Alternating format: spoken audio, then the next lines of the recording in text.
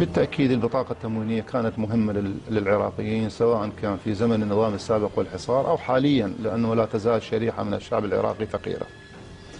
لكن البطاقة التموينية سابقا ولاحقا لم تؤدي الغرض المطلوب منها، لم تنتظم شهريا، وهناك تلاعب يحصل فيها، تغيير في المواد الجيدة بمواد رديئة تحصل داخل محلات البيع أو التوزيع، وأموال طائلة تصرف لكنها لا تصل إلى المواطنين، وبالذات الطبقة الفقيرة التي تعتمد على البطاقة التموينية. يوصف المراجع إخوتي جميعا هو عدم قيام الحكومة بواجباتها أبدا، وهذه الحالة الفعلية التي أزمات اللي تتولد أزمات تولدت من سوء الإدارة،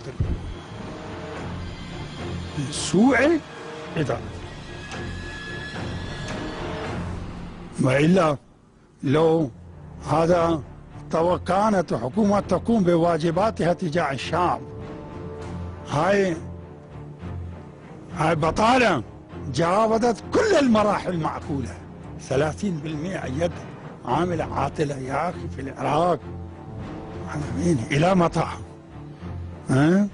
ونودي فلوس هذا بالملايين هذا لغزة ويريد يكتب بطاقة تموينية عن العراق. بالله عليك هذا إنصاف؟ الآن المواطن يستطيع أن يشتري الحصة التموينية مالته ب 12,000 دينار من السوق، احنا زيدناها 3000 دينار من أجل أن يتمتع المواطن بقدر أكبر للشراء، ف15 بها 3 زيادة. بطاقة يقول أعطي يصنع بدل 12,000 أعطي 15,000. 15,000 أني وأنت نقتل نعيش، هذا نشتري التمن وما أدري الطحينة مال الشهر للعائلة ب 15,000 دينار. شكيب ليش هالبطاقة التموينية؟ أنا أقول لك وزارة التجارة فشلت فشلا ذريعا في البطاقة التموينية. ليش معنى؟ ميزانية الدولة العراقية تعادل ميزانية 4 دول، هناك كل شيء متوفر، في العراق كل شيء ما متوفر. ليش؟ زراعة ميتة، خدمات ماكو.